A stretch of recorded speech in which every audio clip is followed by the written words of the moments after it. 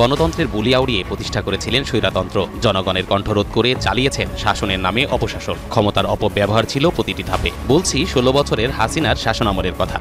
দোভাল আর মোদির সাথে হাসিনার যে সাক্ষাৎ হয় সেটা উঠে এসেছে খোদ বিবিসির বিশ্লেষণে। হাসিনার সাথে বিচারের নাম আসবে মোদি। মোদি আর হাসিনার বিচার হবে একই সাথে, একই দড়িতে। হাসিনার শাসনকে কোনোভাবে ইন্ডিয়া থেকে আলাদা করা যাবে। হাসিনাকে ক্ষমতায় রাখছে ইন্ডিয়া, তাকে বাঁচায় রাখছে ইন্ডিয়া। হাসিনারে বাঁচানোর জন্য সে গুম খুনে অংশ নিছে, ইন্ডিয়া গুম খুনে অংশ নিছে। সে বাহিনী পাঠাইছে, তারা হিন্দি ভাষায় কথা বলছে। এই জুলাই আগস্ট বিপ্লবের সময় রাস্তায় তারা গুলি চালাইছে। এই বিচার প্রফেসর ইউনূস করবে। প্রফেসর ইউনূসের এই ঘোষণা একটা গেম চেঞ্জার। গণঅভ্যুত্থানের মুখে দেশ ত্যাগ করা শেখ হাসিনাকে দেশে ফিরিয়ে এনে বিচার করা হবে বলে জানিয়েছেন প্রধান উপদেষ্টা। সরকারের অন্যতম খুবই প্রভাবশালী উপদেষ্টা, অনেকে তাকে পুঁজিরে খামোখা বলেন, সেই মাহমুদ আলম আবারও যুদ্ধের কথা উচ্চারণ করলেন। কেন তিনি বারবার যুদ্ধের কথা বলছেন?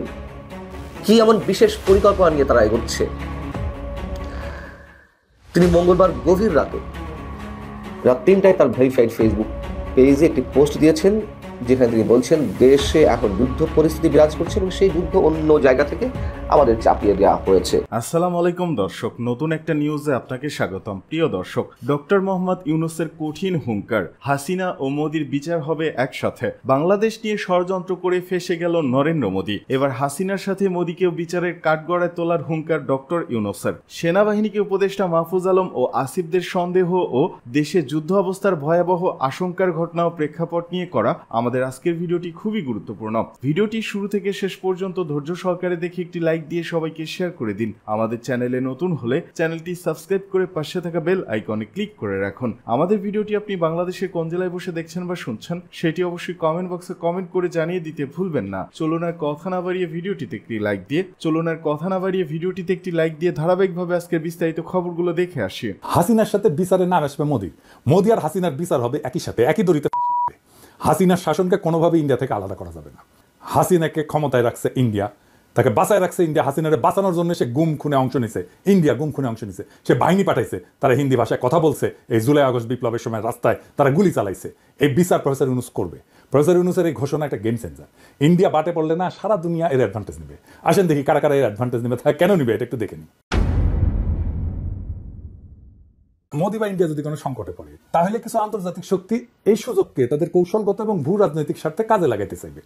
কয়েকটা প্রধান শক্তির কথা বলে, যেমন চীন।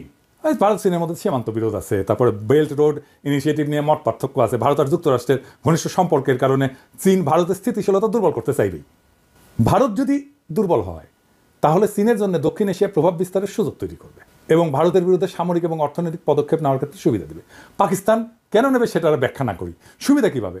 মোদির দুর্বলতা পাকিস্তানকে কাশ্মীর ইস্যুতে আন্তর্জাতিকভাবে বেশি সমর্থন পেতে সাহায্য করবে। আমেরিকা, যদিও আমেরিকার সাথে মোদির ভালো সম্পর্ক আছে, কিন্তু দেখতেছেন তো সম্পর্কটা একাত্মক ভাবে ভালো তা কিন্তু না। এটা একটা টানাপড়নের সম্পর্ক, মানে সমস্ত রাষ্ট্রই আর একটা রাষ্ট্রের কাছ থেকে সুবিধা নিতে চাইবে। ইন্ডিয়া যদি অসুবিধায় পড়ে তাহলে আরেকজন সুবিধা নিতে চাইবে। তার সাথে রাশিয়ার সাথে ঘনিষ্ঠ সম্পর্ক আছে, এটা তো যুক্তরাষ্ট্রের জন্য উদ্বেগের। ইন্ডিয়া রাশিয়া থেকে অস্ত্র কেনে।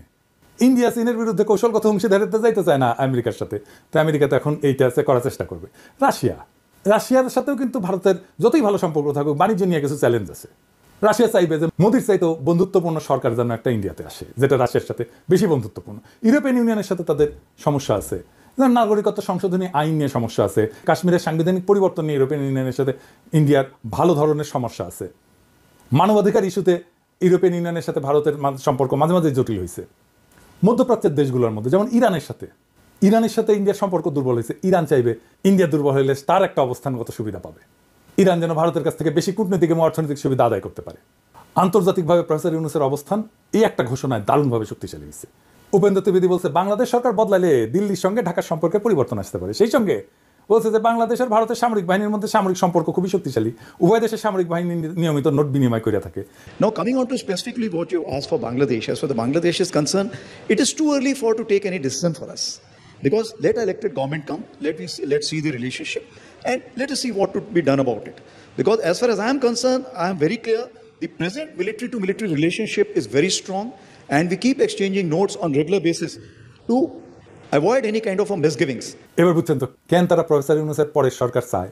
কেন বুঝেছেন? আর কেনই বা সামরিক বাহিনীর সাথে সম্পর্কের কথা বলে? এখন মিলাইতে পারেন সবকিছু মিলে সব ও আকারে লেসপেন্সার বাড়াইছে অনেক।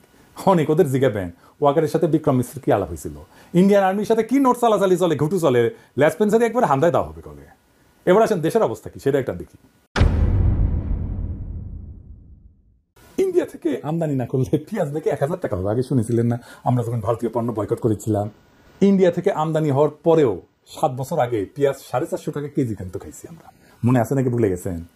ভারত ছাড়াই পেঁয়াজ খাচ্ছি এখন 35 টাকায়, ভারত ছাড়া আলু খাচ্ছি 16 টাকায়, ভারত ছাড়া টমেটো খাচ্ছি 15 টাকায়। বিগত 10 বছরের মধ্যে এত কম দাম কখনো জিনিসপত্রের ছিল না, কিন্তু ভারত থেকে আনলে 3 গুণ হয়। এর প্রমাণ হচ্ছে বিগত 10 বছরের মূল্য। এই রমজানের জিনিসপত্রের দাম বাড়ছে, বাড়েনি, কমছে। সোয়াবিনের দাম কমতেছে, দেখেছেন? এই রমজানে ইলেকট্রিসিটি যায় না, দেখেছেন এরকম? আর খালি শুনিচ্ছেন না দেশে নাকি আইন শৃঙ্খলার অবনতি হচ্ছে, কিন্তু বাস্তবতা কি তাই? নাকি আমরা এতদিন চুপ ছিলাম বলে অন্যায়গুলো চোখে পড়েনি? শেখ হাসিনার শাসনে মানুষকে এতটাই ভীত করে রাখা হয়েছিল যে কেউ মুখ খুলতে সাহস পেত না, মনে হয়তো সব ঠিক আছে, কারণ আমাদের ভয় দেখায় রাখা হয়েছিল। আজ একটা মেয়ের অভিমান নিয়ে কটূক্তি করা দেশ জুড়ে আলোড়ন হয়েছে, কেন? কারণ মানুষ এখন আর ভয় পায় না, কেউ তাকে রাতের অন্ধকারে তুলে নিয়ে যায় না, আয়না ঘরে ঢুকায় না, পিটাইতে মেরে ফেলে না, ছাত্রলীগের সন্ত্রাসীরা হামলা করে না, পোস্ট বুঝতে বাধ্য করে না, ডিজিটাল সিকিউরিটি আইনে মামলা হয় না। অথচ হাসিনার আমলে নোয়াখালীতে ধানের শীষে ভোট দেওয়ার পরে দেখ নারীকে গণধর্ষণ করা হয়েছিল না, প্রতিবাদ হয়েছিল। ধরেন এই ওড়না নিয়ে কটূক্তির ঘটনা যদি হাসিনার আমলে ঘটতো তখন কেউ থানায় যেতে পারতো, মামলা নিতে কি পুলিশ রাজি হইতো? বরং বেশি বাড়াবাড়ি করলে জামাত শিবির বানিয়ে জেলে ঢুকে দেওয়া হইতো। তখন আমরা চুপ থাকতাম, দেখতাম দেশে শান্তি আছে। যতক্ষণ না অন্যায়টা নিজের উপরে আসে ততক্ষণ কেউ টের পায় না কতটা নিঃশব্দে অত্যাচার চলতেছে। আজ বলা হচ্ছে দেশ অস্থিতিশীল, কিন্তু এটাই তো জীবনের স্বাভাবিক ধারা। মনে আছে জগন্নাথ বিশ্ববিদ্যালয়ে খাদিজার কথা, প্রথম বর্ষে সেই মেয়েটাকে 18 মাস জেলে রাখা হয়েছিল, সে একটা টক শো হোস্ট করছিল, এটাই তার অপরাধ। সে হাসিনার বিরুদ্ধে কিছুই বলে নাই, কোনো প্রতিবাদ হয়নি, কোনো ক্যাম্পাসে বিক্ষোভ হয়নি। কেন? কারণ প্রতিবাদ করলে ছাত্রলীগের হামলা আসতো, পুলিশ গায়েবী মামলা দিত। আর সেই নারীর কথা মনে আছে যার স্বামীকে ধরে নিয়ে গেছিল পুলিশ, স্ত্রী যখন থানায় গেল স্বামীকে ছাড়ানোর জন্য, তখন তাকে ওসি বললো যে আপনি তো সুন্দরী, 1 রাত থাকেন আমাদের সাথে, স্বামীকে ছেড়ে দেবো। তখন কেউ কিছু বলতে পারছেন? পারেননি। কোথাও কোনো প্রতিক্রিয়া হয়েছে? হয়নি। একজন রোজদার নারীকে ধর্ষণ করতে করতে হত্যা করলো র্যাবের আলিপুদ্দিন। আমরা জানতে পারছি বহু বছর পর, স্বামী চুপ ছিল, বলে নাই ভয়ে। যদি তাকে গুম করে ফেলা হয় তখন দেশে কোনো গন্ডগোল হয়নি, কোনো বিচার হয়নি। তাই কি তখন দেশ ভালো ছিল? যদি কোনো সমস্যা না থাকায় স্থিতিশীলতার চিহ্ন হয়, তাহলে পৃথিবীর সবচেয়ে শান্তিপূর্ণ দেশ হচ্ছে উত্তর কোরিয়া, যেখানে কেউ কথা বলতে পারে না, প্রতিবাদ করতে পারে না, সরকার যা বলে সেটাই চূড়ান্ত। আজ বহু বছর পর মানুষ কথা বলতে পারতেছে, প্রতিবাদ করতে পারতেছে, বিচার চাইতে পারতেছে। কেউ হিজাব খুলতে বললে নারী তার অপমানের বিরুদ্ধে রুখে দাঁড়াচ্ছে। অথচ এখন কিছু মানুষ আফসোস করতেছে, আগের আমলেই তো ভালো ছিলাম। আপনারা কি সত্যি শান্তি চান? তাহলে উত্তর কোরিয়ার মতো কবরে যায় শান্তি খুঁজেন না। গণতান্ত্রিক দেশে মতপার্থক্য থাকবে, আন্দোলন হবে, বিচার হবে, বিচার চাওয়া হবে। হাসিনার তৈরি করা নিঃশব্দ গোরস্থানে আর ফিরে যাওয়ার দরকার নাই তো। তার চেয়ে বরং সবাই কথা বলুক, অন্যায়ের বিরুদ্ধে দাঁড়াক। কিছু মানুষের ঘুম হারাম হইল, প্রতিবাদ চলতে থাকলে আমাদের বিপ্লব জিন্দা থাকবে। আজকে মানুষের ভয় ভাঙতেছে, সে ভয় ভাঙে কথা বলা শিখতেছে, আজ অন্যায়ের বিরুদ্ধে দাঁড়ানোর সাহস দেখাইতেছে। এটাই সত্যিকারের পরিবর্তন। এই সাহসের আগুন যেন কখনো নিভা না যায়, আমাদের কণ্ঠ যেন আর কোনো শাসকের রক্তচক্ষুর সামনে থাইমা না যায়, প্রতিবাদ যেন কোনো ক্ষমতাবানের লাঠির আঘাতে স্তব্ধ না হয়। মনে রাখবেন, সংগ্রাম ছাড়া স্বাধীনতা টিকে না। তাই ভয় ভুলে যান, কথা বলেন, প্রতিবাদ করেন। কবরের শান্তি না, জীবনের উৎসব চাই। ইনকিলাব জিন্দাবাদ। সরকারের অন্যতম খুবই প্রভাবশালী উপদেষ্টা, অনেকে তাকে পুঁজিরে খামোখা বলেন, সেই মাহফুজ আলম আবারও যুদ্ধের কথা উচ্চারণ করলেন। কেন তিনি বারবার এরকম যুদ্ধের কথা বলছেন? কি এমন বিশেষ পরিকল্পনা নিয়ে তারা এগোচ্ছে? তিনি মঙ্গলবার গভীর রাত 3টায় তার ভেরিফাইড ফেসবুক পেজে একটি পোস্ট দিয়েছেন, যেখানে তিনি বলছেন দেশে এখন যুদ্ধ পরিস্থিতি বিরাজ করছে এবং সেই যুদ্ধ অন্য জায়গা থেকে আমাদের চাপিয়ে দেওয়া হয়েছে। একটা কন্ট্রোল রুম থেকে নাকি সেই যুদ্ধের প্রতি সপ্তাহ এবং দিনের কর্মসূচি চালু করা হয় এবং মনিটর করা হয়। আমাদের সেই যুদ্ধের বিরুদ্ধে ঐক্যবদ্ধ হয়ে প্রতিরোধ করতে হবে, এমন যুদ্ধের কথা তিনি অনেকবার বলেছেন। আহ্বান জানিয়েছেন, গৃহযুদ্ধের জন্য প্রস্তুতি নিতে বলেছেন, একাধিকবার বলেছেন।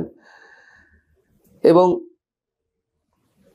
প্রশ্ন তো অনেক জায়গা থেকে এর মধ্যে উঠেছে, মন্ত্রী পদমর্যাদার উপদেষ্টার চেয়ারে বসে একজন ব্যক্তি কিভাবে তিনি কথায় কথায় গৃহযুদ্ধের কথা কিংবা যুদ্ধের কথা উচ্চারণ করেন?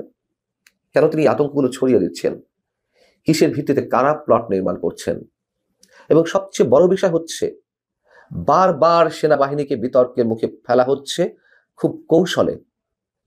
আমি এই কথাগুলো উচ্চারণ করতে চাইনি, এর আগে আপনাদেরকে আমি আকারে ইঙ্গিতে বুঝিয়ে দিয়েছি। সরকারের দায়িত্বশীল কোনো ব্যক্তি সেনাবাহিনীকে উদ্দেশ্য করে বিতর্কিত মন্তব্য করছেন। এখন আমি বলি, যেমন মাহফুজ আলম বলেছেন এর আগে সরকারের স্থানীয় সরকার বিষয়ক উপদেষ্টা আসিফ মাহমুদ, তিনিও প্রসঙ্গ কিংবা অপ্রাসঙ্গিকভাবে তিনি সেনাবাহিনীর কথা সামনে এনেছেন। তিনি বলেছেন, বর্তমান সরকার অন্যান্য সরকারের যে ব্যতিক্রম এই কারণে যে বর্তমান অন্তর্বর্তী সরকার অন্য কোনো সরকারের মতন অন্য কোনো বিদেশি শক্তি বা বিশেষ কোনো আমলা শক্তি অথবা উত্তর পাড়ার কাছে মাথা নত করে না। কেন এই শব্দগুলো ইউজ করতে হবে? এগুলো খুব পরিকল্পিতভাবে লেখা হচ্ছে নাকি সত্যি সত্যিই কি সেনাবাহিনী তাদের বিরুদ্ধে দাঁড়িয়েছে এরকমটা মনে হয়? আমি সে বিষয়ে বলছি। মাহফুজ আলম বলছেন স্বার্থান্বেষী মহল জনগণের মধ্যকার অভ্যুত্থানের ঐক্যকে নস্যাৎ করতে উঠে পড়ে লেগেছে। সফলও হচ্ছে। সেনাবাহিনী, রাজনৈতিক দল ও অভ্যুত্থানের বিভিন্ন শক্তিকে মুখোমুখি না করাই আমাদের জন্য আখেরে ভালো হবে। আচ্ছা, আমি যদি ধরে নিই সরাসরি যে ভারত বাংলাদেশের সেনাবাহিনীকে সরকারের বিরুদ্ধে মুখোমুখি করছে, ভারত চাইতেই পারে যদি ভারত আমাদের শত্রু রাষ্ট্র হয়ে থাকে, কিন্তু সেনাবাহিনীর ভূমিকা সম্পর্কে আমরা জানি না। এবং বিশেষ করে গত 25শে ফেব্রুয়ারি আমাদের সেনাপ্রধান জেনারেল ওয়াকারুজ্জামান যে বক্তব্য দিলেন সেটা নিয়ে তো নানান ধরনের আলোচনা হচ্ছে, বিতর্ক জমে উঠেছে। কিন্তু সেদিনে তার এই বক্তব্যটিকে তো সাধারণ মানুষ সর্বান্তকরণে তারা ওয়েলকাম জানিয়েছেন। তিনি যে উল্লেখ করলেন যে রাজনৈতিক দলগুলো নিজেদের মধ্যে কাদা ছোড়াছুড়ি, হানাহানি বন্ধ না করলে দেশের স্বাধীনতার সার্বভৌমত্ব বিপন্ন হতে পারে। আমি সতর্ক করে দিচ্ছি। তার প্রত্যেকটি শব্দের, প্রত্যেকটি বাক্যের কোনোটি কি অপ্রাসঙ্গিক ছিল? বরঞ্চ সেই দিকে আরো কোনো বিশেষ শক্তি আমাদেরকে নিয়ে যাচ্ছে যেখানে স্বাধীনতার সার্বভৌমত্ব বিপন্ন হতে পারে। মাহফুজ আলম তার ফেসবুক পোস্টে বলেছেন যে নারীর প্রতি সহিংসতা রোধে এবং নিষিদ্ধ ঘোষিত সংগঠনের কার্যক্রমের বিরুদ্ধে অভিযান শুরু হয়েছে, আটক অভিযান প্রক্রিয়াধীন রয়েছে বা চলছে। কোনোটিতে মানুষ সামনে আস্থা রাখতে পারছে না। এবং নিষিদ্ধ ঘোষিত সংগঠনের যে কথা বলা হচ্ছে, কাদের আশকারায়, কাদের ছাড় দেওয়ার মাধ্যমে মৌলবাদী শক্তি মাথাচাড়া দিয়ে উঠেছে সে কথাও তো আমরা জানি। এর আগে অসংখ্যবার বলা হয়েছে। সরকার দেখেও না দেখা ভাব করছে। আইএসের পতাকা নিয়ে মিছিল করা যেখানে সেখানে উড়ানো, এটা তো নতুন কিছু নয়। কেন চুপ ছিল? এবং এখন যা করছে সেগুলো কথার কথা, শো অফ, স্পষ্ট করে বলতে চাই। সবচেয়ে একটা মজার কথা আছে, মাহফুজ আলম কিন্তু 5 আগস্টের অভ্যুত্থানকে বিপ্লব বলে উল্লেখ করেননি এই স্ট্যাটাসে। তিনি বলেছেন গণ অভ্যুত্থান। 5 আগস্টের গণ অভ্যুত্থানের বিরুদ্ধে শক্তি একটি ছদ্ম যুদ্ধ চালাচ্ছে। জানি না তিনি কোন জায়গা থেকে এই শব্দটি লিখেছেন, তাও ভালো যে এখন গণ অভ্যুত্থান বলা হচ্ছে। তিনি লিখছেন যে সরকার জঙ্গিবাদ এবং সন্ত্রাসের বিরুদ্ধে জিরো টলারেন্স দেখাবে, দ্রব্যমূল্য নিয়ন্ত্রণ, সন্ত্রাসীদের দ্রুততার সঙ্গে বিচার এবং প্রতিষ্ঠানসমূহকে শক্তিশালী করা, এসব ইস্যুতে সরকার সক্রিয় ও সফল। এর চেয়ে মজার কথা সম্ভবত আর নেই। সরকার সক্রিয় এবং সফল দ্রব্যমূল্য পরিস্থিতি নিয়ন্ত্রণে, সন্ত্রাসীদের গ্রেফতার, বিচার এবং জঙ্গিবাদের বিরুদ্ধে জিরো টলারেন্স। কথা বলতে খুব ভালোই লাগে, বেশ গরম গরম কথা বলা যায়। কিন্তু গত 7-8 মাসে এইসব জায়গায় কোনটিতে সরকার সফল হয়েছে, কি করেছে? বরঞ্চ ভয়ঙ্কর এক ভবিষ্যতের দিকে আমাদেরকে ধাবিত করে নিয়ে যাচ্ছে। ডক্টর মোহাম্মদ ইউনূস সাহেব তিনি দ্য গার্ডিয়ানে যে সাক্ষাৎকারটি দিয়েছেন সেখানে যা কিছু চলছে, ঘটছে দেশের জন্য হুমকি, রাষ্ট্রের জন্য, সমাজের জন্য, সবকিছুর জন্য শেখ হাসিনাকে দায়ী করেছেন। এর আগেও তিনি বিভিন্ন গণমাধ্যমে এই ধরনের কথা বলেছেন। নিজের কোনো দায় খুঁজে পাচ্ছেন না। আওয়ামী লীগের প্রায় 45,000 নেতাকর্মী এখন ভারতে অবস্থান করছেন। মন্তব্য গৌতম লাহিড়ীর। বিশিষ্ট প্রবাসী সাংবাদিক জুলকারনাইন সায়ের এক ফেসবুক পোস্টের মাধ্যমে জানিয়েছেন, সম্প্রতি ভারতের দিল্লির প্রেস ক্লাব অব ইন্ডিয়ার সভাপতি গৌতম লাহিড়ী একটি বিদেশি গণমাধ্যমে দেওয়া সাক্ষাৎকারে বলেছেন, আওয়ামী লীগের প্রায় 45,000 নেতাকর্মী এখন ভারতে অবস্থান করছেন। আজ মঙ্গলবার এক ফেসবুক পোস্টের মাধ্যমে সায়ের এ কথা জানান। সায়ের তার পোস্টে আরও উল্লেখ করেন, তিনি দাবি করেছেন ভারতে আশ্রয় নেওয়া আওয়ামী লীগ নেতাকর্মীদের বেশিরভাগই কলকাতায় অবস্থান করছেন। গৌতম লাহিড়ী দিল্লি প্রেস ক্লাবের সভাপতি হিসেবে ভুল তথ্য প্রদান করার কথা না উল্লেখ করে সায়ের আরও জানান, তাহলে কি এ কারণেই ভারত সরকার বাংলাদেশিদের সে দেশের ভিসা ইস্যু করা থেকে বিরত রয়েছে? কারণ 45,000 তো কম সংখ্যা নয়। কলকাতা শহর ও আশেপাশের এলাকায় অলিতে গলিতে আওয়ামী লীগ নেতাকর্মীদের বিচরণ দেখতে পাওয়ার কথা। ভারত সরকার কি তাদের সুরক্ষা দিতে চাইছে, নাকি বাংলাদেশিরা সে দেশে গিয়ে পলাতক আওয়ামী লীগ নেতাকর্মীদের দেখে যেন বাংলাদেশে জানাতে না পারে পারে, নাকি বিজেপি সরকার তৃণমূল কংগ্রেসের দুর্গখ্যাত পশ্চিমবঙ্গে তাদের আধিপত্য বিস্তার করতে ইচ্ছাকৃতভাবে রাজ্যটির অর্থনীতি দুর্বল করছে?